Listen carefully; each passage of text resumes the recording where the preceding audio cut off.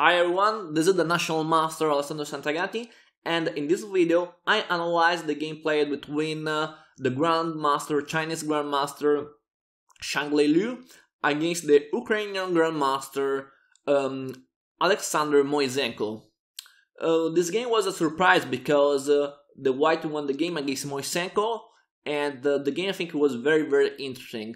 Okay, we can go to see the game. So E4 C5, so a Sicilian defense, Nf3 Nc6, and now Bishop B5.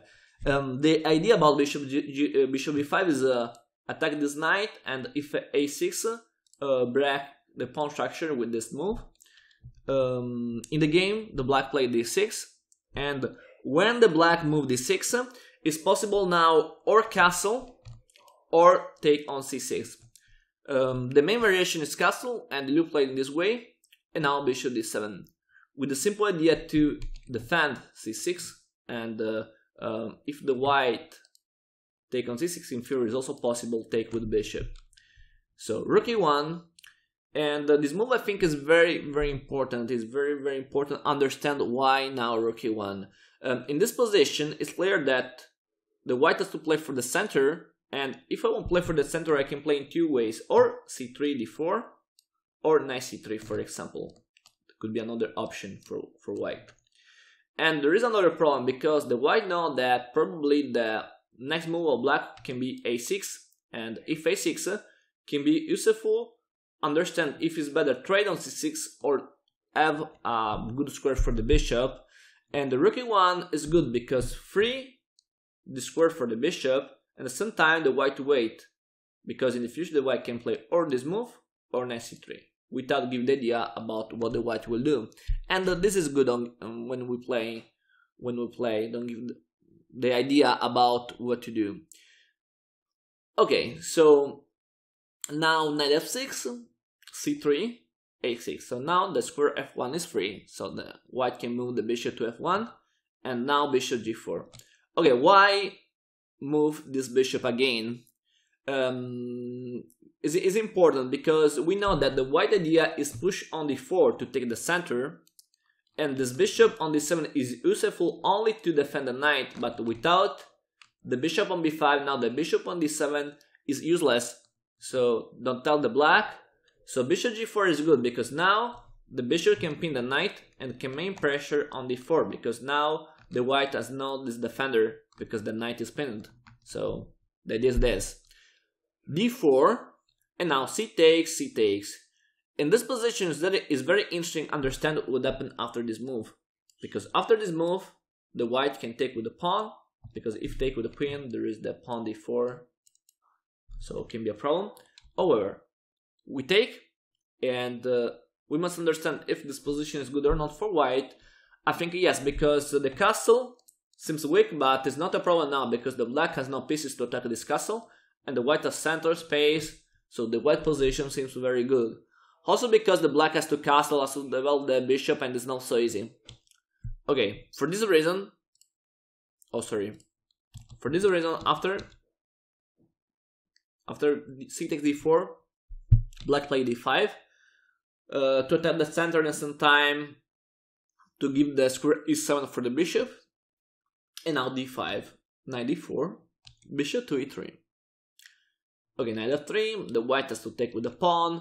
Again, this weakness is not so important, and the black is not easy to find a good square for the black bishop, because if the black move the bishop on H5, it's away from the game. If you go on D7, don't tell, because I can play A4 and I can stop this bishop. For this reason, the black moved the bishop on C8, and now Knight A3.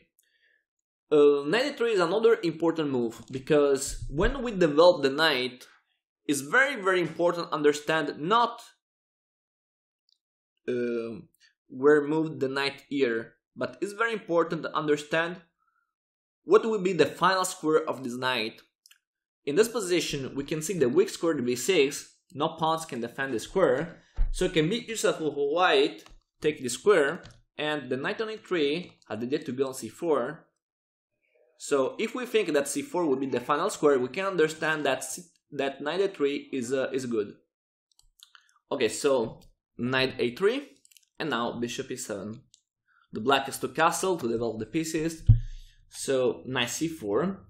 Okay, it's interesting to understand what happened if b5, because in theory the black can stop this knight with this move, but now no problem for white, because now the square c6 is weak, so the white plan can be simply knight c2, and then in the future the knight can go here, so it can be a nice idea for white. Perfect. So bishop e7, and now knight c4 and knight d7. Yeah, this move is important because the black has to take the square to defend the square with the knight, and now queen d2. Another nice move, because at the same time the white moves the queen away from the first rank to be free to move the rooks in this rank, but at the same time this move helps to take the square a5, because if the black would play b5, I can move my knight on a5, and it's important to take the square c6 that now we know is a key square for white. Okay, so castle, and now f4. Yeah, another interesting plan for white can be have this d pawn pass, so f4 out to make pressure against e5 to take, and if the black will take, this bishop on f4 can attack this weakness. Okay, so b5, and now we said before that the move is knight a5. E takes f4, and now bishop takes to attack e5, to attack d6, so to attack this pawn, and knight d5. Bishop g2 to defend the square, because the threat was the 4 on f3, and now bishop d7. In this position we have only an open file, the file C, so the white now takes this file with the rook a, and now the black tries to move his rook on the c file with rook c8. Take, and the rook c1. I think it's a key position, because if the black play to defend the position on the queen side, probably the white will be better, because the white has the knight on a5, the rook in a good position, the queen can help, maybe also the bishop in the future can take this knight. So the white position on the queen side now is very, very strong, because the black has a lot of weakness on the queen side. The right strategy for black now must be try to find a counterattack on the king side. Maybe it's possible because the white does not have very strong castle, so the right move now was very hard, but was queen e8, very, very strong, because the idea is push f5, queen g6 to counterattack on the king side. Very, very nice idea. In this position, Moiseenko made a mistake because probably he didn't see this idea, and he played queen a8 to defend the position on the queen side, and now after bishop takes knight and the rook c7, the white is much better, because the white has this pass pawn, and now the black has no counterattack. So queen e8 now, and now knight b7. The idea of queen e8 now is defend the bishop, but the black now has not the time to counterattack. Knight b7, interesting, and now after bishop d8, the white can simply trade on d8, and now queen c3. This move is very nice because at the same time the white can defend the rook, can take the c file, and can attack the pawn e5 at the same time, so very nice move for white. And now the black has to defend the pawn e5 and move rook e8, and now queen c5 to help this pawn, because the white idea is promote the pawn d, and now bishop c8. a3. This position is very interesting because I think the black has no moves, and now the white idea is try to avoid a possible counterattack for black. In effect, after h6 and king f1, the only reason about king f1 is avoid move like bishop g4, queen g5.